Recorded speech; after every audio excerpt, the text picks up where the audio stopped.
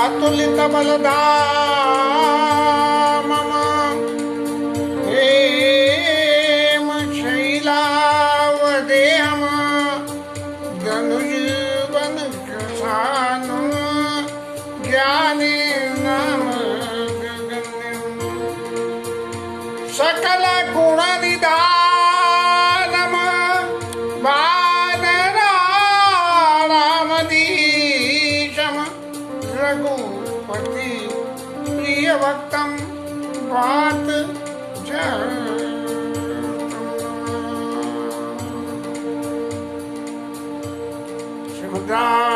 श्रीमद्रामचंद्राय रामदाय श्री सीतारामाय नमः। करुणा के इस महायज्ञ में जो कुछ भी चल रहा है, जैसी अपनी बुद्धि से कोई समझ में आ रही है, ठाकुर जी को सुनाने के लिए कुछ न कुछ कहता रहता हूँ। ये पता नहीं मैं कितना सही हूँ और कितना गलत हूँ। सुनने वाले ठाकुर जी हैं और कहने वाले भी ठाकुर जी हैं।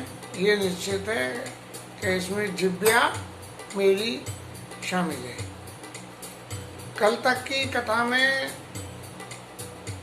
जो ज्ञान की व्याख्या हो रही थी कि ज्ञान को से गोविंद को प्राप्त करने के लिए जितनी लंबी चौड़ी रास्ता है, उस रास्ता का वर्णन किया गया कि यदि ज्ञान मार्ग से आप गोविंद को प्राप्त करना चाहते हो तो ये सब करना पड़ेगा। और उन सब करने के बाद में क्या होगा कि वो सब कार्यवाही तो आप कर लोगे, लेकिन फिर भी कहत कठिन समझत कठिन और साधत कठिन कलेश और होई गुणाक्षर न्याय जो पुनि पृथ्वी अनेक। इतना सबरा करने के बाद भी यदि ये कहने में भी बहुत क्लिष्ट है, मैं खुद महसूस कर रहा हूँ कि व्याख्या में क्या सही कर पा रहा हूँ, किसी गुणी व्यक्ति से समझनी चाहिए। कहत कठिन समझत कठिन, समझने में भी कठिन है और करने में तो साधत कठिन, कले साधने में तो और भी ज्यादा कठिन है। तो क्या है, यदि ये तीनों कठिनताओं को हमने पार भी कर लिया तो ये तीनों कठिनताएं पार करने के बाद में हो गुणाक्षर न्याय जो पुनः अनेक। तो गुणाक्षर न्याय जैसे गेहूं के संग घुन पर से आता है, ऐसे ही न्याय हो जाता है। कहीं जरा सी भी कोई भूल हो गई, भूल का नतीजा कुछ और आना था और आ गया कुछ और। तो ये गुणाक्षर न्याय हो गुणाक्षर न्याय पुनः अनेक। और फिर कितने जने कितनी किंतु में यदि आपने ऐसा और कर लिया होता तो ऐसा होता, ऐसा और होता तो ऐसा होता। इन सब के साथ में आगे फिर और कहा गया कि ज्ञान पंथ कपान के धारा परत खगे समझ नहीं बारा। ज्ञान का पंथ जो है भगवत प्राप्ति के लिए तलवार की धार के समान है, जिसमें तलवार वस्तु पे गिरे या वस्तु तलवार पर गिरे, कटेगी वस्तु ही तलवार नहीं करेगी। ज्ञान पंथ कपान के धारा परत खगे हो ही नहीं बारा। और जो निर्विघ्न पंथ निर्वही सो केवल परम पद लाई।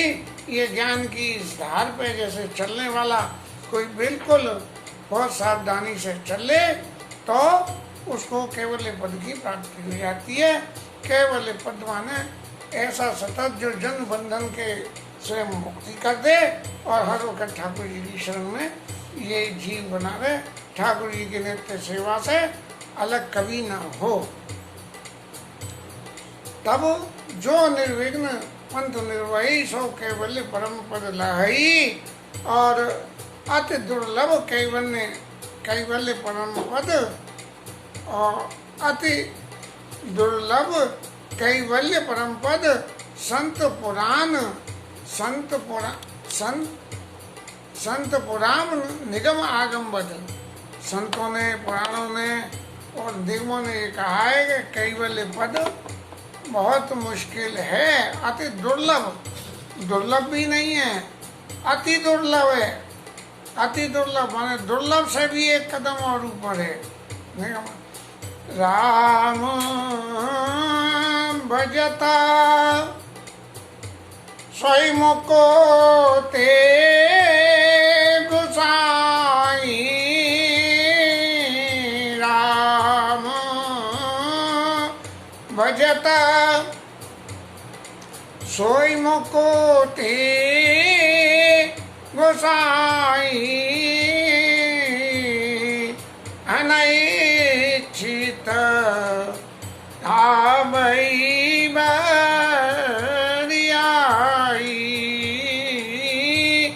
अनैच्छित आवत बरियाई।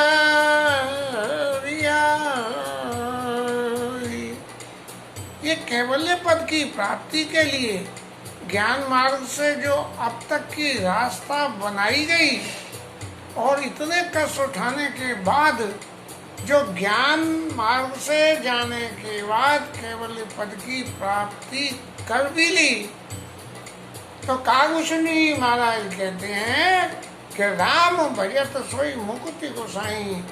हे गरुड़ जी, ये कैवल्य पद की प्राप्ति के लिए यदि राम का आप भजन करोगे तब मुक्ति राम भजत सोई मुक्ति अनिच्छित आवई बरियाई।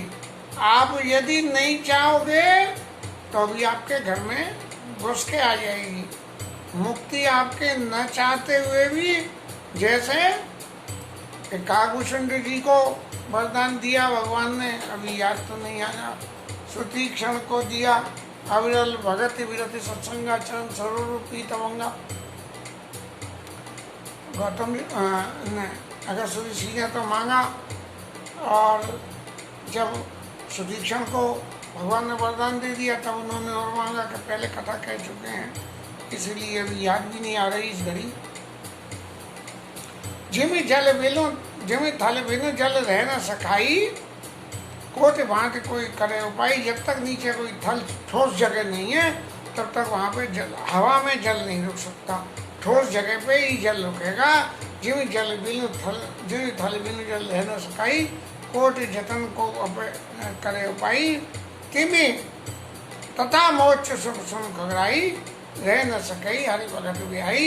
मोक्ष का सुख, जीवन मरण का बंधन, भगवत चरण की सेवा, ये तब तक नहीं मिल सकता। वो ये जो है बिना भगवान की भक्ति के टिक नहीं सकता।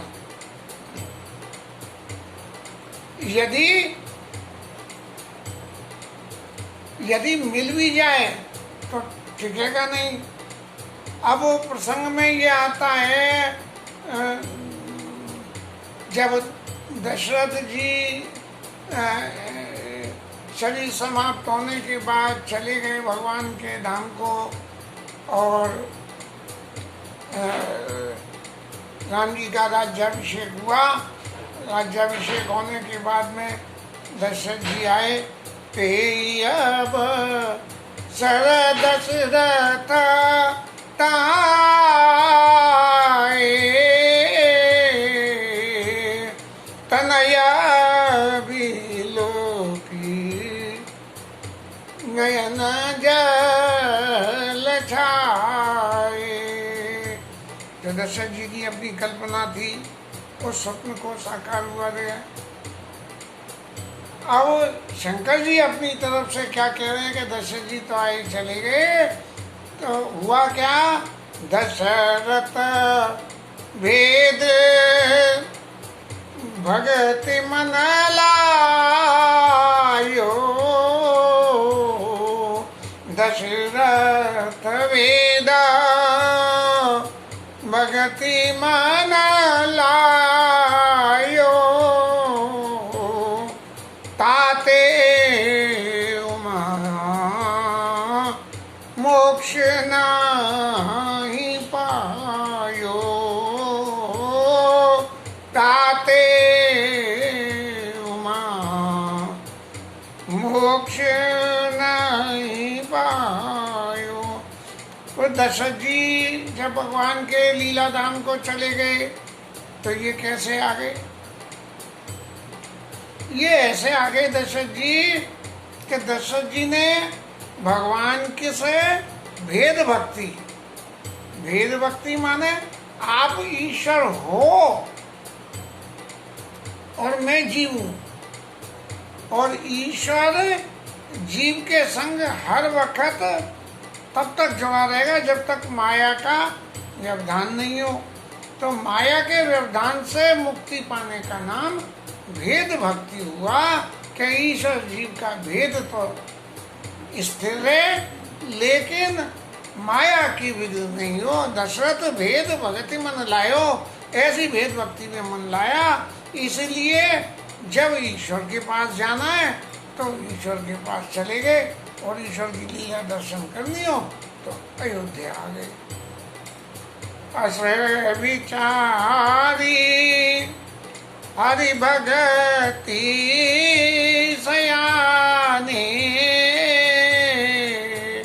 मुक्ति निरादर भगति लुभाने, मुक्ति निरादर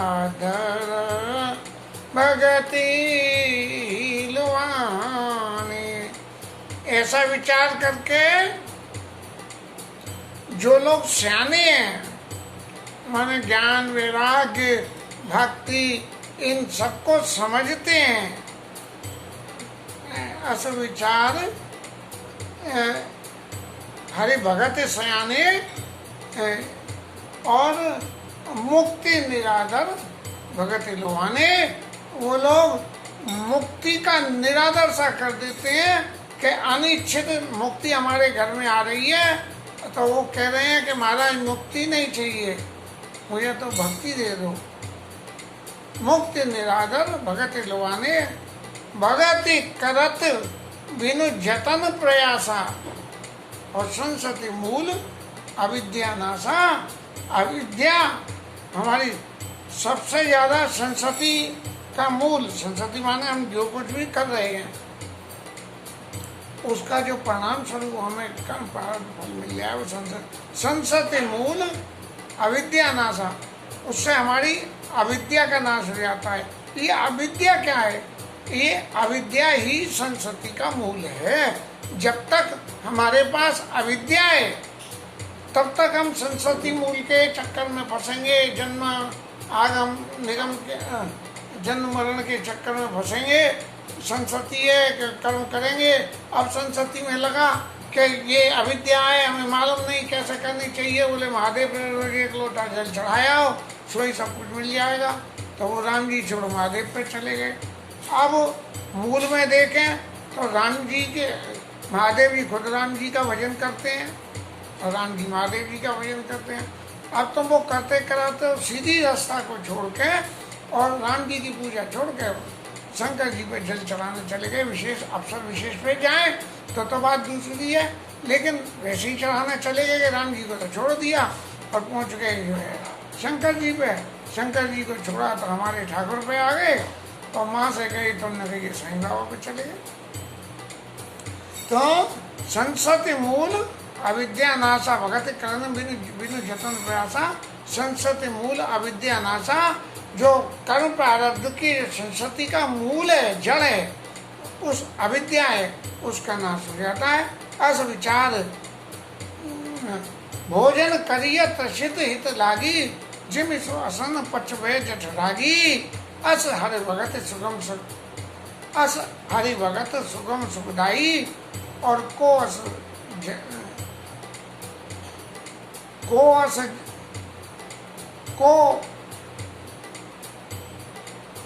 अस मूड न जाई सुहाई।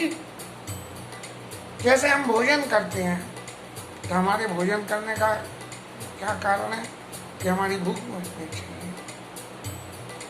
अब भोजन के 3 गुण होते हैं, एक होता है तुष्टि, एक होता है पुष्टि और एक होता है क्षुधा निवृत्ति। सबसे पहले हमारी भूख शांत हो। भूख शांत किसी भी ऐसे भोज्य पदार्थ से हो सकती है जो खाने योग्य हो, लेकिन फिर भूख शांत है। फिर पुष्टि, वो खाया हुआ हमारे शरीर को दम दे। यदि हमने खा लिया और खा के शरीर में औगमाई कुछ बनावे तो कोई फायदा नहीं है। तुष्टि पुष्टि, तुष्टि पुष्टि क्षुधा निवृत्ति। तो क्षुधा निवृत्ति सबसे पहले हो फिर फिर पुष्टि पुष्टि हो, और फिर उसके बाद में तुष्टि हो। जैसे खाना खाने में बहुत सारी चीजें खा ली, सब दाल रोटी सब्जी सब कुछ खा ली, अरे भाई जरा सा कोई मीठा है क्या? तो जो थोड़ा सा मीठा कुछ खा के जो तुष्टि होती है कि हमने पूरा खाना खा लिया, या जैसे कोई कुरकुरा है क्या, ऐसा खा के जो होती है उसका नाम है तुष्टि, संतोष, कि हाँ साहब खाना खा लिया, नहीं तो ये यार लग रहा है कुछ और खा लो, खाना तो बहुत बढ़िया बना था लेकिन फिर भी। तो तुष्टि पुष्टि छुटा भोजन करिए तसे लागी, जो जीव श्वसन पठवे जठरागी, वो जो है ऐसा भोजन करे जो हमारी जठर अग्नि में जाके पच जावे। लेकिन भक्ति ऐसी है कि वो जठर अग्नि में जाके पचेगी तो सही, माने क्षुधा निवृत्ति तो होगी, उसके संग पुष्टि भी मिलेगी और उसके संग तुष्टि भी मिलेगी। ऐसी हरि भक्ति इतनी सुगम सरल है कि ज्ञान के लिए तो बहुत सारा प्रयास करना पड़ेगा, लेकिन भक्ति के लिए कोई विशेष प्रयास नहीं करने का। राम भजत, राम का भजन करो, राम भजत सोई मुकुति गोसाई, और अनिच्छित आवई बरियाई, जबरदस्ती आ जाती है, आप न बुलाना चाहो तो भी आ जावे, अनिच्छित आवई बरियाई। ऐसी है गरुड़ जी महाराज ये भक्ति और ज्ञान की जो विधा है इनकी, भक्ति और ज्ञान की, कि ज्ञान क्या है और भक्ति क्या है। और इसीलिए गरुड़ जी जब मुझे लोमश ऋषि ने ज्ञान की बातें कही तो मैंने उनकी ज्ञान की बातों को न सुन के और भक्ति का निरूपण बराबर करा, और निरूपण करने के बाद में फिर लोमश ऋषि को ज्ञान हुआ, उस ज्ञानी को भी फिर भक्ति देख के ज्ञान हुआ, तब उन्होंने जो आशीर्वाद करा तो मुझे काक शरीर मिला, और काक शरीर मिल के फिर ठाकुर जी की भक्ति करी, फिर ठाकुर जी ने ज्ञान दिया, और शंकर जी ने वरदान दिया कि कब ने वो जतन मिटाई नहीं ज्ञाना, सुरई शूद्र मम वचन प्रमाणा, कि मेरा ये प्रमाणिक वचन है किसी भी जन्म में तेरा ज्ञान। तो ज्ञान और भक्ति का रिश्ता बिल्कुल ऐसा ही है कि जिसको हम अलग अलग कर नहीं सकते हैं, लेकिन अलग अलग करे बिना भी किस चीज को हम पहले पकड़े जो अपने आप किया जाए। गाय को कहीं ले जाना है और वो उसका बछड़ा संग में, तो बछड़े को ले जाओ, गाय अपने आप ही चली जाएगी। ऐसे ही ठाकुर जी की भक्ति को ले जाओ ज्ञान महाराज, तो अपने आप ही हमारे राम भजे तो सोई मुकुति गोसाई, अनिच्छिता वही बरियाई, जबरदस्ती आ जाएगी। फिर भी राम की भक्ति करने की समझ से विनो भव न तरिय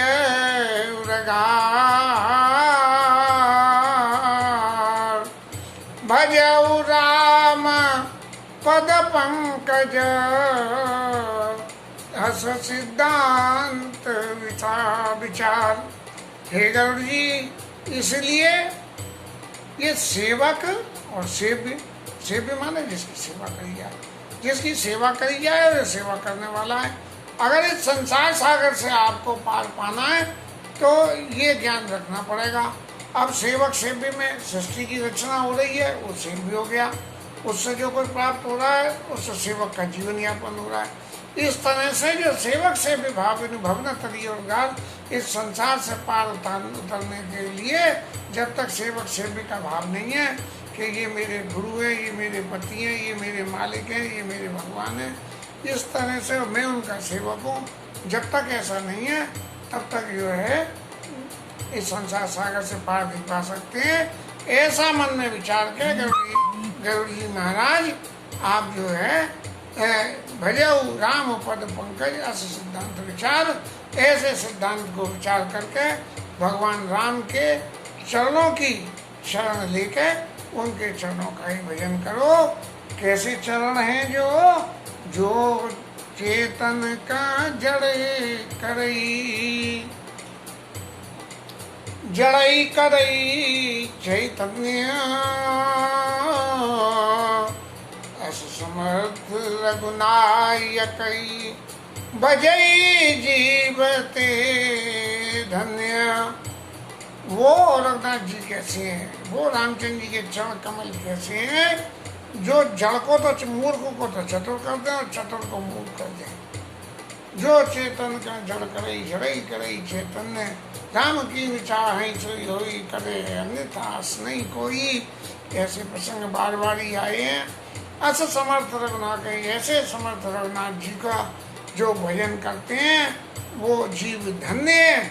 और इसके साथ ही ये ज्ञान और भक्ति के अंतर को के काकभूषण जी ने ज्ञान को छोड़ के भक्ति को क्यों चाहा, प्रसंग पूरा होता है। अब आगे गरुड़ जी ने फिर कुछ पूछा है कि ये संसार में जीव के संग कौन कौन सी व्याधा लगती हैं, और जब भगति रूपी चिंतामणि इस जीव के पास आती है तो इस संसारिक व्याधियों को ये भक्ति रूपी चिंतामणि कैसे शमन कर देती है, इसका प्रसंग आवेगा जो कल लेंगे। जैसी गोविंद की इच्छा है। तब तक के लिए ये कथा विश्राम है और हरिनाम कीर्तन।